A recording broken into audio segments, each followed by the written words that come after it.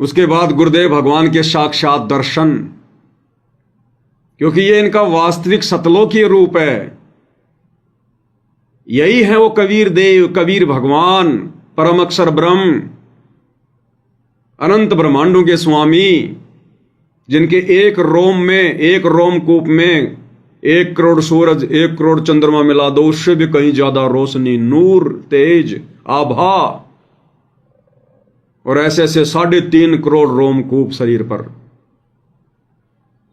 ये वही तो है कबीर देव, सतगुरु रामपाल जी भगवान, जो अपने तेज पुंज वाले नूरी शरीर को हल्का करके आप और हमसे मिलने के लिए, हमें अध्यात्म समझाने के लिए इस पृथ्वी पर प्रकट हैं। धन सतगुरु उपदेश देवा, 84 ब्रह्मेट ही, और तेज पुंज अन्य दे धरकर, इस विधि हमको भेंट ही। और गरीब पर पट्टन वह परलोक है, जहां अदली सतगुरु सार, और भक्ति हेत से उतरे पाए हम दीदार। और हम लोग भोजन खाने के बाद में जो बड़ी आरती करते हैं, तो शुरू में क्या बोलते हैं? पाया प्रसाद मन भया थीर, और रक्षा करे सतगुरु रूप में सत्य कबीर। तो सतगुरु रूप में वर्तमान में सत्य कबीर धरती पर प्रकट है। तो इनके तो दर्शन मात्र से भी हम लोग ढेर सारे पुण्य के भागी बनते हैं। कबीरा दर्शन साधु का, मुख पे बसे सुहाग।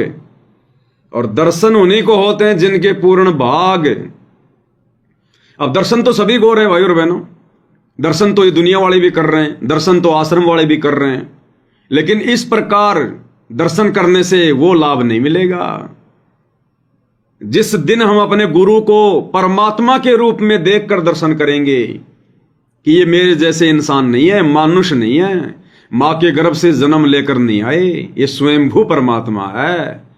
जिस दिन हमारा दृष्टिकोण बदल जाएगा देखने का, जिस दिन हम गुरु को परमात्मा मानकर उनके दर्शन करने की चाहत रखेंगे, उस दिन हमें उनके दर्शनों का वास्तविक लाभ मिलेगा। फिर भले चाहे उनके फोटो में दर्शन क्यों ना करो। कबीरा दर्शन साधु का, मुख पे बसे सुहाग। और दर्शन होने को होते हैं जिनके पूर्ण भाग। बाकी दुनिया तो केवल अपना गुरु मानकर उनके दर्शन कर रही है। तो भैया, जैसी दृष्टि वैसी सृष्टि, उसी हिसाब से लाभ मिलेगा, उसी हिसाब से बड़ा फर्क होता है। गुरुदेव ने सत्संग में क्या बताया? एक लड़की है, उस लड़की के पिता का नाम है राम अवतार, और जिस लड़के से उसकी शादी हुई उसका नाम भी है राम अवतार। अब जब वो लड़की अपने पीहर में रहेगी और कोई बाहर का व्यक्ति आकर पूछेगा कि भाई राम अवतार कहां है, तो लड़की की दृष्टि कहां जाएगी? अपने बाप के ऊपर, क्योंकि वो पीहर में है। उसको पता कि यहां कोई पूछेगा तो मेरे बाप के बारे में पूछेगा। तो राम अवतार नाम सुनते ही उसकी दृष्टि कहां गई? अपने बाप के ऊपर, अपने बाप की सूरत पर। और वो लड़की जब अपने ससुराल में जाती है और वहां कोई आकर कहे भाई राम अवतार घर पे है क्या, तो लड़की राम अवतार नाम सुनकर उसकी दृष्टि कहां जाएगी? अपने पति पर, क्योंकि उसको पता है कि ये मेरा ससुराल है और मेरे पति का नाम राम अवतार है, और यहां कोई पूछेगा तो मेरे बाप के बारे में नहीं पूछेगा। तो उसकी दृष्टि कहां जाएगी? अपने पति पर। दोनों के सेम नाम है, लेकिन उनके देखने और सोचने के दृष्टिकोण में रात दिन का अंतर हो गया, रात दिन का। उस लड़की से कोई पूछेगा कि आपके पिता का नाम क्या है, वो बोलेगी राम अवतार। फिर पूछा जाएगा तुम्हारे पति का नाम क्या है? राम अवतार। दोनों एक ही नाम है, और एक तो जन्म देने वाला और एक आजीवन साथ निभाने वाला। तो इसी प्रकार भाई और बहनों, जब तक हम अपने गुरुदेव को खाली अपने गुरुजी की नजर से देखेंगे, एक मानुष मानते हुए देखेंगे, तब तक भाई और बहनों हमें वो वस्तु प्राप्त नहीं हो सकती, हमें उनके दर्शन के वास्तविक लाभ प्राप्त नहीं हो सकते। और जिस दिन हमने गुरु को परमात्मा मान लिया, हृदय से कबीर भगवान मान लिया, फिर कोई कहेगा ना कि भाई भगवान कौन है, कबीर जी कौन है, तुरंत हमारे दृष्टिकोण हमारे गुरुदेव की सूरत पे जाएगी कि हमारे गुरु जी सतगुरु रामपाल जी भगवान हैं, यही कबीर देव हैं, यही परमात्मा है। फिर हमें उनके दर्शन के वो लाभ मिलेंगे। तो भाई और बहनों,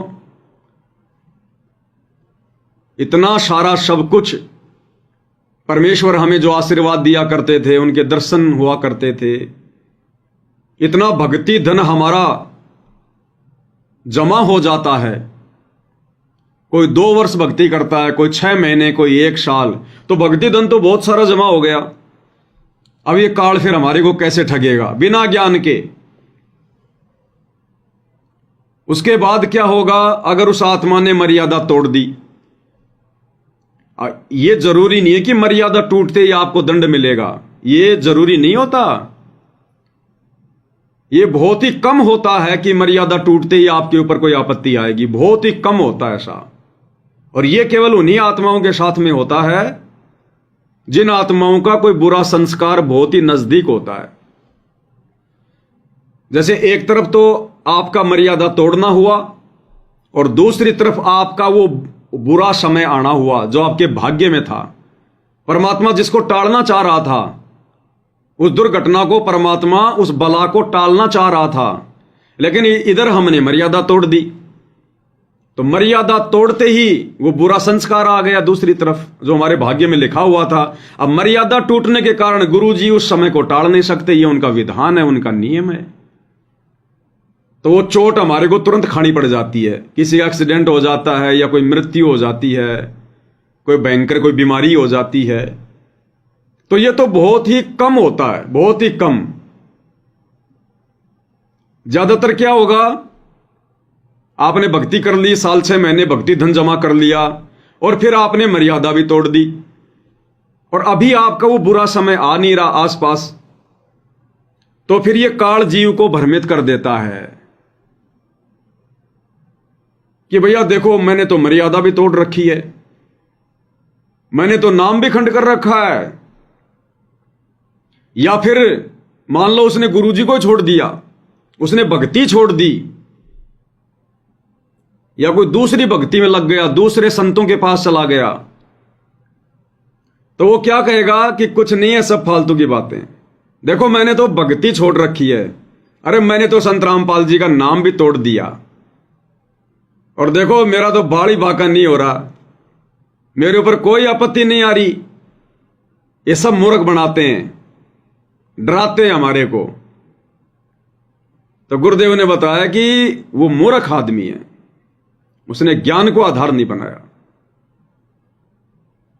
या कोई दूसरे संतों के पास चला गया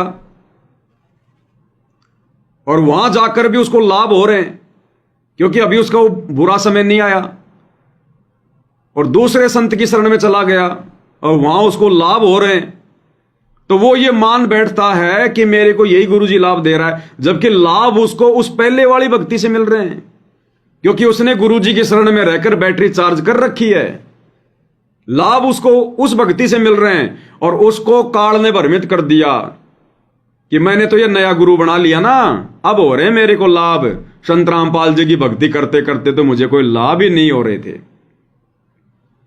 और परमात्मा लाभ इसलिए नहीं देता भाई और बहनों, तुरंत इसलिए नहीं देता, अगर लाभ दे दिया तो फिर ये ज्ञान को आधार नहीं बना पाएंगे, फिर ये देखा देखी भक्ति करेंगे। फिर ये तो परमात्मा चाहता कि पहले ये ज्ञान से परिचित हो जाए, पहले ज्ञान को समझे कि मैं शरण में क्यों आया हूं, मेरा टारगेट क्या है। टारगेट हमारा मोक्ष प्राप्ति होना चाहिए, और मोक्ष प्राप्ति के मार्ग में हम उसी समय रुकेंगे जब हमारे को ज्ञान पूरा होगा। और जब ज्ञान पूरा हो जाएगा और मोक्ष प्राप्ति की हमारे को तड़प लग जाएगी, फिर यदि हमारे 1-2 कार्य सिद्ध भी नहीं होंगे तो भी हम फिर अटपट नहीं करेंगे। हमें पता चल जाएगा कि क्या पता गुरुजी की क्या प्रोसीजर चल रही है, क्या पता मेरे भाग्य में क्या घोर संकट आना था जो गुरुजी उसको हल्का कर रहे हैं, उसको टाल रहे हैं। जिस प्रकार गुरुदेव ने उदाहरण दिया ना, एक व्यक्ति का एक्सीडेंट हो जाता है, पैर टूट गया, टांग टूट गई और हॉस्पिटल में आ गया। अब डॉक्टर क्या करेगा? सबसे पहले डॉक्टर खून को रोकेगा, उस ब्लड को रोकेगा, क्योंकि अगर ब्लड बह गया तो वो जिंदा नहीं बच पाएगा। तो डॉक्टर उसके दर्द के ऊपर ध्यान नहीं देता, और वो चिल्लाता है कि डॉक्टर साहब मेरे पैर टूट गए, मुझे दर्द हो रहा है, मुझे बहुत दर्द हो रहा है। लेकिन डॉक्टर उसके चिल्लाट पे ध्यान नहीं देगा। डॉक्टर को पता है ये दर्द तो थोड़ी देर बाद में ठीक हो जाएगा, ये टांग तो बाद में भी जुड़ जाएगी, ये कोई इतनी बड़ी समस्या नहीं है। अगर इसका खून बह गया तो ये जिंदा नहीं बचेगा। इसलिए डॉक्टर क्या करेगा, उस मरीज के दर्द की परवाह नहीं करेगा। वो मरीज क्या कह रहा है नहीं सुनेगा, उसके खून को रोकने का प्रयास करेगा।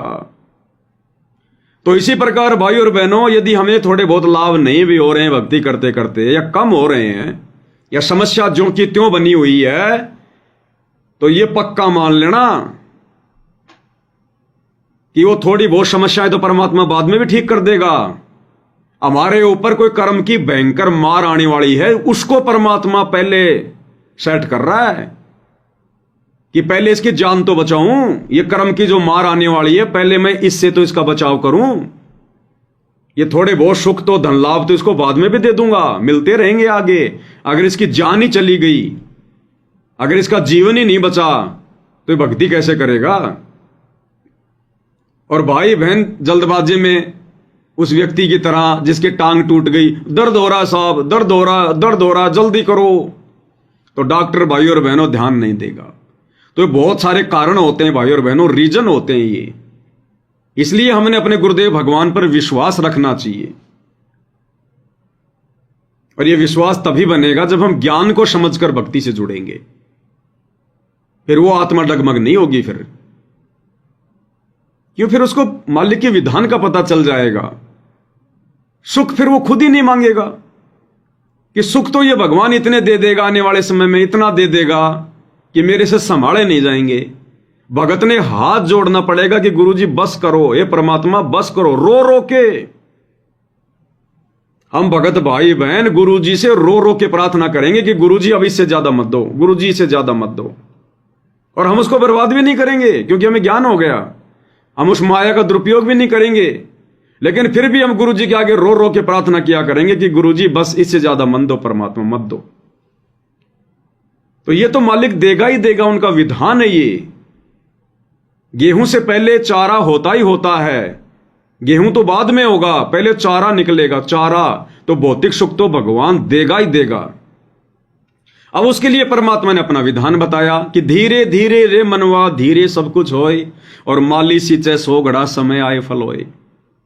कि भाई जल्दबाजी मत करो, अभी तुम भक्ति पर आए हो, जुड़े हो, धीरे धीरे धीरे धीरे भक्ति करो, अपनी ये कमाई करना सीखो, सत्संग सुनो, मर्यादा में रहो, गुरु जी को प्रसन्न करो, इस ज्ञान को आधार बनाओ। फिर ये सुख तो परमात्मा धीरे धीरे दे देगा। और वैसे गुरु जी नुकसान हमारा कुछ होने नहीं देंगे, बिगड़ेगा हमारा कुछ नहीं, कुछ नहीं बिगड़ने देगा परमात्मा, यदि हम विश्वास के साथ भक्ति मार्ग पर लग गए तो। लेकिन समस्याएं फिर परमात्मा धीरे धीरे सेट करेगा, धीरे धीरे। तो जल्दबाजी हमने भक्ति मार्ग पर नहीं करनी है बिल्कुल भी। और यह समस्या गुरुदेव भगवान के साथ में सन 1994 से 2014 तक रही, क्योंकि आत्माएं ज्ञान को नहीं समझ पाई, देखा देखी में ज्यादा जुड़े थे। एक ने नाम ले लिया, उसको लाभ हो गए। अब लाभ गुरु जी ने उस समय जानबूझ के दिए, अपने तरफ से दिए, भगवान ने अपने कोटे से दिए, क्योंकि परमात्मा ने शुरुआत में इस ज्ञान को आत्माओं तक पहुंचाना था। एक बार परमात्मा ने सत्संगों की शुरुआत करनी थी। मालिक को पता था कि यह ज्ञान बिल्कुल सांसारिक ज्ञान से उल्टा, यह तत्व ज्ञान है, यह नहीं समझ में आएगा इनके। जब 1993 में गुरुजी सत्संग करने लगे तो गुरुजी को पता था इस ज्ञान को ये हजम नहीं कर पाएंगे जब तक इनको मीठी गोली नहीं दी जाएगी। तो परमात्मा ने उनके सौ कार्य सिद्ध किए उन भाई बहनों के अपनी तरफ से, जो उनके भाग्य में नहीं था। किसी को प्रेत बाधा है, किसी को भूत पीछे लगा हुआ है, किसी के घर में कोई नशेड़ी है, किसी के घर में कोई नौकरी नहीं है, किसी को रहने को मकान नहीं है, किसी का कोर्ट में मुकदमा चल रहा है, किसी की बेटी को तलाक मिला हुआ है, किसी की भैंस खराब हो रखी है, किसी की फसल नहीं हो रही। तो परमात्मा ने, गुरुदेव भगवान ने जानबूझ के 100 लाभ दिए। तब वो आत्माएं गुरुदेव के चरणों में टिकी रही, केवल ज्ञान को समझकर कोई नहीं टिका उस समय। तो उस समय परमात्मा ने जानबूझ के लाभ दिए ताकि एक बार ये मार्ग आगे चले बढ़े। तो मीठी गोली भी दी गुरुजी ने साथ साथ। अब गुरुजी ने अपनी तरफ से लाभ दिए तो उन आत्माओं ने फिर सत्संगों पे ध्यान देना छोड़ दिया कि बस भाई ये तो बाबा रामपाल जी से नाम ले लिया, बस ऐसे लाभ होते रहेंगे। तो उन्होंने ज्ञान को ज्यादा महत्व नहीं दिया, वो ज्ञान की गहराई में फिर गए ही नहीं कि बस यहां तो नाम लेने से लाभ मिलता है। और उसी बात का फिर ढिंडोरा पीटना शुरू कर दिया अपने रिश्तेदारों को और अपने अड़ोसी पड़ोसियों को। चलो चलो हमारे गुरुजी से नाम ले लो, जैसे कोई सर्कस देखने जाते हैं ना कि चलो चलो तुम भी चलो, गाड़ी जा रही है तुम भी चलो। तो ज्ञान किसी को ढंग से समझ में आया ही नहीं, ना उन भक्तों ने समझा और ना किसी को समझाया। और जैसे घर में लाभ हुआ तुरंत अरे चलो चलो गुरुजी से नाम ले लो, तुम्हारा ये काम हो जाएगा, तुम्हारा वो काम हो जाएगा। और परमात्मा ने उनके भी सौ काम सिद्ध कर दिए। तो भाइयों और बहनों, सन 1994 से लेकर और विशेषकर सन 2010 तक ये जितने भी भगत भाई बहन जो जुड़े हुए हैं, ये ज्ञान आधारी नहीं है। ये गुरु को परमात्मा नहीं मान रहे, ये गुरु को मानुष मानते हैं।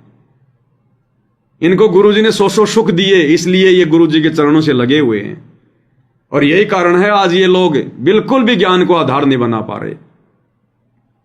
आज गुरुजी का परिवार कितने कुकर्म कर रहा है, ये कोऑर्डिनेटर कितने कुकर्म कर रहे हैं। सरेआम गुरुजी के मर्यादाओं की धज्जियां उड़ाई जा रही है। नियमों में साफ साफ लिखा है कि भगत ने मोबाइल में वीडियो गेम भी नहीं देखना।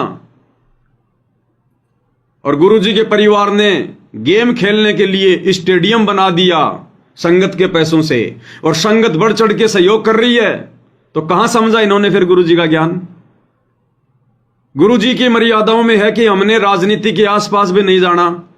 कौन जीतेगा कौन हारेगा उनके भाग्य पर है, हम बिरानी आग में क्यों पांव दें। इन लोगों ने, गुरुजी के परिवार ने गुरुजी का इनाम ले लेके पीले पर्चे निकाल के कि गुरुजी का आदेश है बीजेपी को वोट दो, कभी कांग्रेस को वोट दो, सपोर्ट करो नहीं तो नाम शुद्ध नहीं होगा तुम्हारा। और संगत पीछे पीछे दौड़ रही है। तो कहां ज्ञान समझा। दुनिया भर के कुकर्म आप भाई बहनों के सामने दास रोजाना रखता है। तो भाई और बहनों, उस समय की आत्माएं ज्ञान को नहीं समझ पाई, जिस कारण से बात बात पे अपनी मर्यादा तोड़वा रही है, बात बात पे अपनी मर्यादा। वर्तमान में गुरुदेव ने फिर दया बख्शी 2014 बरवाला कांड के बाद 7 संगतियां शुरू करवा के, ये संकल्प दीक्षा परमात्मा ने इसीलिए तो शुरू करवाई है कि मेरे को भीड़ थोड़ना इकट्ठी करनी है। ये तो मूर्खों का टोल जमा हो गया सारा का सारा। ये तो वही 650 साल पहले वाली बात हो जाएगी। फिर जब तक इनको सुख मिले तब तक तो गुरु भगवान गुरु भगवान। और एक भी काम अगर बिगड़ गया तो गुरु जाओ बाढ़ में, गुरु जाओ बाढ़ में। तो गुरुदेव ने देखा कि ऐसे थोड़ी काम चलेगा, ये सतलोक जाने योग्य तो फिर भी नहीं बन पाएंगे। तब परमात्मा ने ये संकल्प दीक्षा शुरू करवाई कि बच्चों, अभी मेरे हिसार जेल से बाहर आने में समय है, और जब तक मैं बाहर नहीं आता हूं तुम्हारे लिए गोल्डन चांस है। संकल्प ले लो, अच्छे से ज्ञान को समझ लो, अच्छे से मर्यादाओं को जान लो, अपने गुरु की पहचान कर लो, आत्म कल्याण के प्रति अपनी तड़प बना लो। और उसके बाद देखना फिर परमात्मा उन पहले वालों से भी ज्यादा लाभ देगा। उन पहले वालों से भी ज्यादा लाभ उन आत्माओं को जो आत्माएं संकल्प लेकर जुड़ी हुई हैं, क्योंकि उन्होंने ज्ञान को आधार बनाया। वो सुखों के लिए नहीं जुड़े हुए, उन्होंने पहले ज्ञान को समझा कि हमने तो मोक्ष करवाना है, ये सुख तो भगवान बाद में भी दे देगा। हमने तो अपना ये ब्लड रुकवाना है, ये टूटी हुई टांग तो भगवान बाद में भी जोड़ देगा, कोई बड़ी बात नहीं उसके लिए। और ये तो वो परमात्मा भाई और बहन, ये तो नया शरीर दे दे, ये तो वेदों का वेद, डॉक्टरों का डॉक्टर है, ये तो 100 वर्ष की उम्र प्रदान कर दे। यदि प्राणी मृत्यु प्राप्त करके धर्मराज के लोक में चला गया, उसके दरबार में खड़ा है, परमात्मा वहां से अपने भगत को छुड़वा के वापस ले आए और 100 वर्ष की आयु प्रदान कर दे। इस गुरुदेव भगवान की वेदों में यही तो महिमा लिखी हुई है। परमात्मा कह रहा है कि यदि वो मर भी गया है,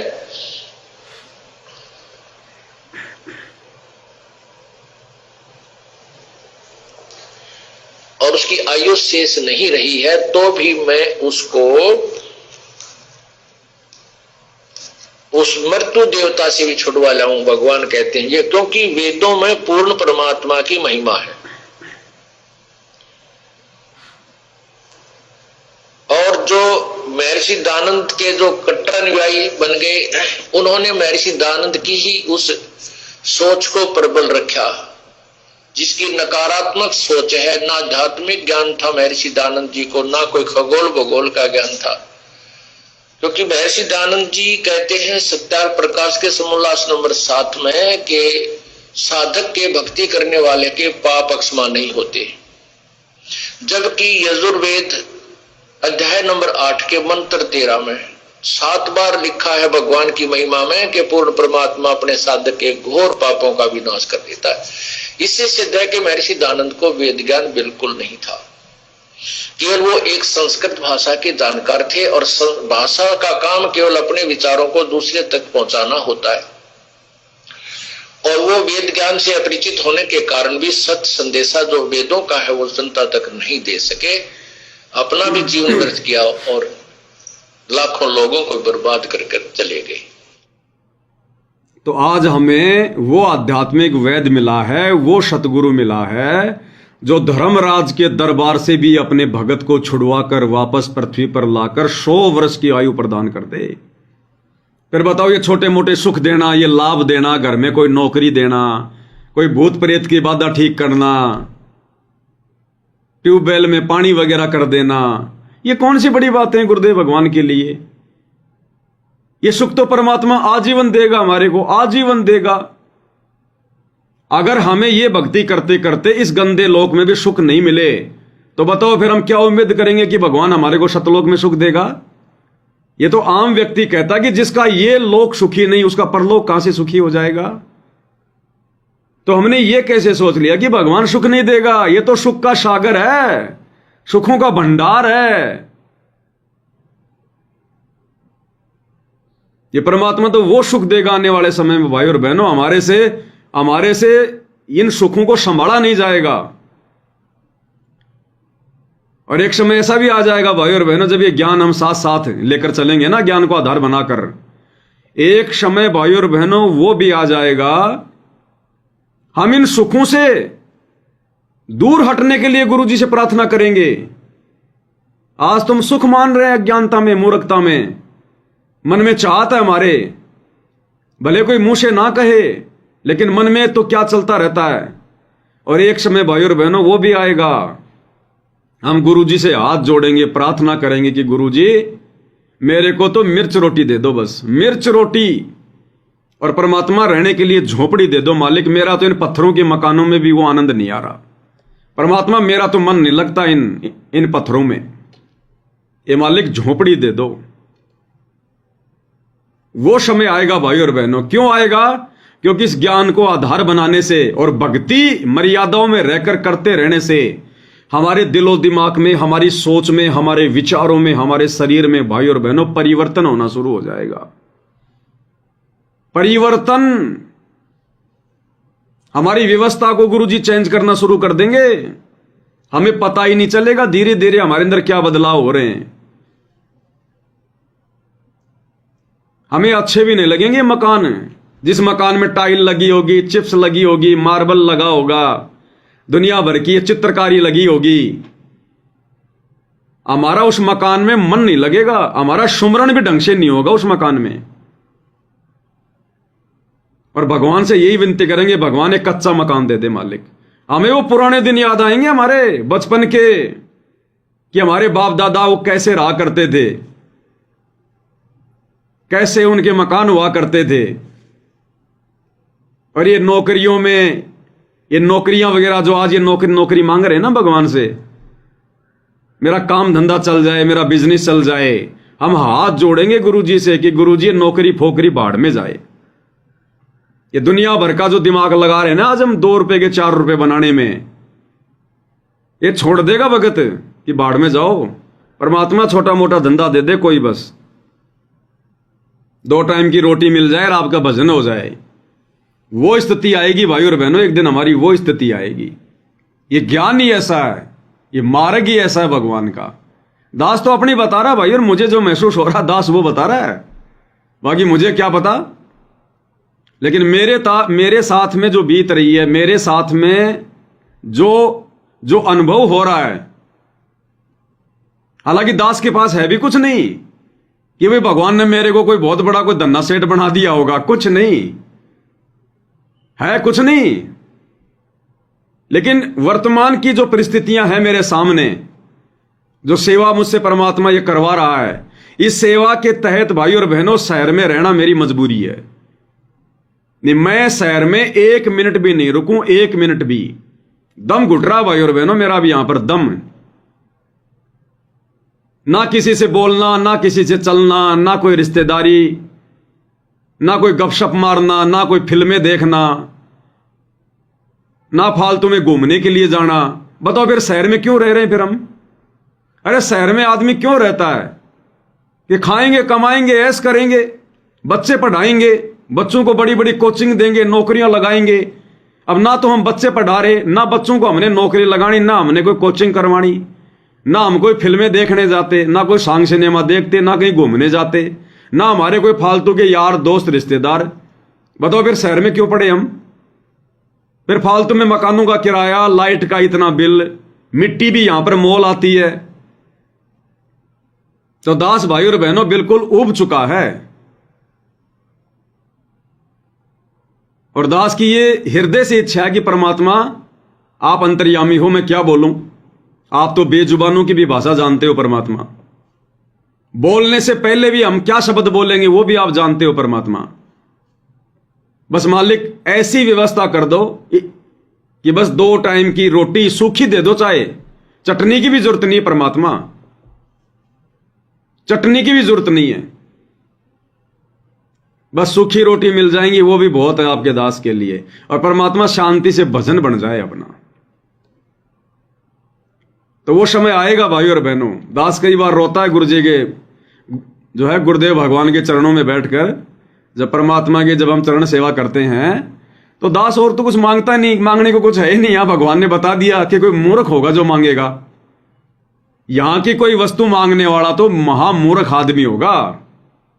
क्या मांगू कुछ थिर ना रहाई, देखत नैन चल्या जग जाई, 1 लख पूत 1.25 लाख नाती, उस रावण के दीवाना बाती। क्या मांगेंगे हम? यहां क्या मांग लेंगे हम? उतना तो मांग नहीं सकते, हमें शर्म आ जाएगी।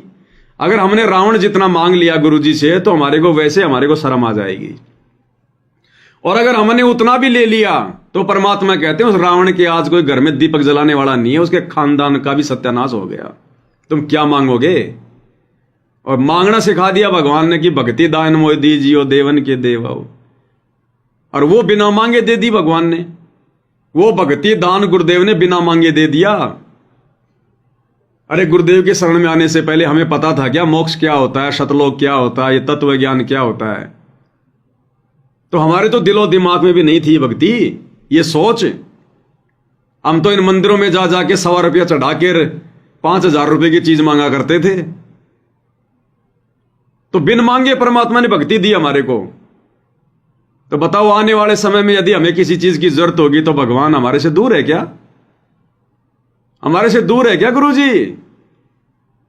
अगर मर्यादा में हैं, भक्ति कर रहे हैं, परमात्मा के अनुसार चल रहे हैं, तो जिस जायज वस्तु की हमें आवश्यकता होगी उसके भरोसे नहीं रहने देगा परमात्मा। और नाजायज के लिए चाहे कितने पैर पीट लो, परमात्मा देगा नहीं, जिसका मोक्ष करना होगा। और यह ज्ञान होने के बाद फिर नाजायज तो कोई नाजायज ही मांगेगा। जो नाजायज होगा ना, नाजायज कौन? जो काल का जीव होगा और भक्ति करने का ढोंग कर रहा है। नाजायज वस्तु तो केवल वो ही मांगेगा संसार की, जो है वो देखा देखी। तो आवश्यकता के अनुसार देगा भगवान। फिर क्या मांगे इस भगवान से हम? तो एक समय ऐसा भी आएगा भाई और बहनों, बिन मांगे देगा परमात्मा, बिन मांगे। मांगे मिले ना लोहा और बिन मांगे मिले मोती, परमेश्वर वो कर देगा। तो इसलिए गुरुदेव भगवान ने 7 संगतियां शुरू करवाई और ये संकल्प दीक्षा की प्रोसीजर शुरू करवाई कि मेरा ज्ञान समझ में आ जाएगा, फिर इनके पास मांगने के लिए भक्ति के अलावा दूसरी चीज बचेगी नहीं। ये सरमाया करेंगे कि क्या मांगे गुरु जी से, गुरुजी तो मना करते हैं ये चीजें मांगने के लिए, और क्यों चाहिए फिर हमें? जब एक दिन हमने यहां से जाना है सब कुछ छोड़ छाड़ के, एक सुई की नोक भी हम लेकर नहीं जा सकते, फिर हम जोड़ के भी क्या करेंगे? हमारे काम की भी क्या वो चीजें? भगवान ने भजन दे दिया तो भोजन भी देगा, और भोजन चाहिए शरीर को चलाने के लिए, पहनने के लिए हमारे को ये कपड़े चाहिए। अब वो दिखावा, आडंबर, पाखंड, दुनिया भर की वो परंपराएं, रीति रिवाज, फालतू की मर्यादा, वो तो है नहीं हमारे पास। अब ना अपने को किसी के बात में जाना, ना छुच्छक भरना, ना कोई दुनिया वालों की तरह ब्याह शादी करना, ना कोई घोड़ा बाजा, कोई बैंड की हमने कोई आवश्यकता, ना बच्चों का जन्मदिन मनाना। परमात्मा ने सब कुछ हटा दिया, सब कुछ छिलका उतार दिया हमारा। तो बताओ फिर हमारे को भजन और भोजन, दो चीजों की आवश्यकता तो है, और जिसने भजन दे दिया फिर भोजन की जिम्मेदारी भी तो उसी की है। अरे मालिक कहते हैं, पो पाटी पकड़ा भया जागी जी आजून, सब कामों को देत है चौं समाना चौन। यही गुरु जी, यही कबीर भगवान चीटी को कण, हाथी को मण, उसकी आवश्यकता के अनुसार तीनों लोकों में प्रवेश करके खिला रहा है। आज से पहले भी हमें यही दे रहा था, हमारा संस्कार बना के छोड़ रखा था गुरु जी ने, और आज हमें साक्षात मिल गए, उस संस्कार से भी बढ़ के दे देंगे। लेकिन परमात्मा हमारे को काल के जाल में नहीं फंसाना चाहते, जाल से बाहर निकालना चाहते हैं। ये माया तो परमात्मा ने भगत के पैरों की बेड़ियां बताई। तो बताओ, बाप हमें फंसाएगा या फिर हम फंसे हुए को निकालेगा? और यदि हमें ज्ञान हो गया कि हम फंसे हुए हैं, फिर हम अपने भगवान से फालतू में चीजें मांग मांग के यहां पर और ज्यादा फंसेंगे, या अपने बाप के मिशन के अनुसार शांत होकर, चुप होकर, भक्ति करके, मन को मारकर, जीवित मरकर यहां से निकलने का हम प्रयास करेंगे? तो समझदार आत्मा नहीं मांगेगी। और थोड़ा बहुत कोई कष्ट भी है, कोई दुख भी है, तो वो दुखी नहीं होगी जिसने ज्ञान आधार बना लिया कि परमात्मा जरूर मेरा भयंकर से भयंकर कोई कष्ट टाल रहे हैं, मेरे ऊपर कोई समस्या, कोई आपत्ति मेरी जान जानी है, भगवान मेरी उस प्रोसीजर में लगे हुए हैं। चुपचाप रह ले, परमात्मा के ऑपरेशन में मीन मेख नहीं निकालनी चाहिए। और फिर देखना परमात्मा एक दिन वो दे देगा, मालिक तुम हाथ जोड़ोगे, हे भगवान बस बस बस।